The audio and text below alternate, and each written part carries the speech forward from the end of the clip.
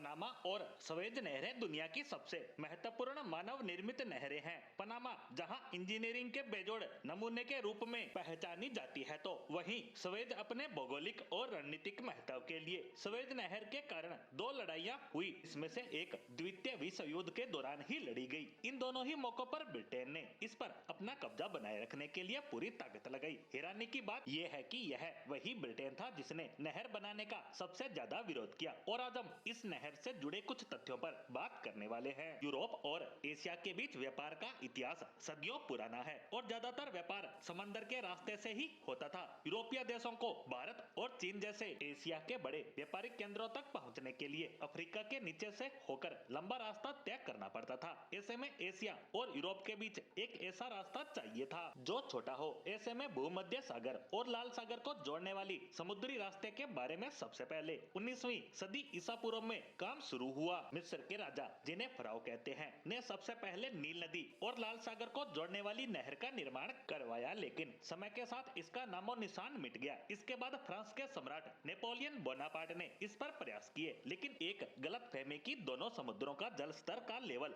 अलग अलग है। ऐसे में लॉक चैम्बर्स बनाने पड़ेंगे। ऐसे में इसे बंद कर दिया गया। 50 सालों बाद यह गलत फहमी दूर हुई तो फ्रांस ने यह काम दोबारा शुरू किया और मिस्र के साथ मिलकर 99 साल परिचालन की संधि कर ली। फ्रांस के विरोधी ब्रिटेन ने इसका कड़ा विरोध शुरू कर दिया, क्योंकि अफ्रीका के नीचे से होते हुए यूरोप से एशिया तक के समुद्री रास्ते पर उसका नियंत्रण था। ऐसे में उसे डर सताने लगा कि अगर दूसरा रास्ता बन गया तो एशिया में उसके उपनिवेशों, खासकर भारत पर सत्ता को खतरा हो सकता है। ऐसे में उसने स्वेज नहर को लेकर अफवाहें फैलाना शुरू कर दिया, जैसे टोल टैक्स से मिलने वाली राशि इसके रख रखाव के लिए प्राप्त नहीं होगी, साथ ही बड़े बड़े जहाज यहाँ से नहीं गुजर पाएंगे, तो यहाँ लगाया पैसा बर्बाद हो जाएगा। लेकिन फ्रांस ने सब दरकिनार कर इस पर काम शुरू कर दिया और इसके खर्च के लिए स्वेज नहर के शेयरों को बाजार में लाने का फैसला किया। लेकिन ब्रिटेन की फैलाई अफवाहों के कारण विदेशी खरीदार इन शेयरों से दूर ही रहे। ऐसे में 50% शेयर फ्रांसीसी निवेशकों और 44% शेयर पासा द्वारा खरीदे जाने के बाद इस नहर पर काम शुरू हुआ। लेकिन नहर की खुदाई में ही 1859 से 1869 तक का 10 साल का समय लग गया और ब्रिटेन ने इस दौरान मजदूरों पर जुल्म करने का आरोप भी लगाया, जो कुछ हद तक सही भी था।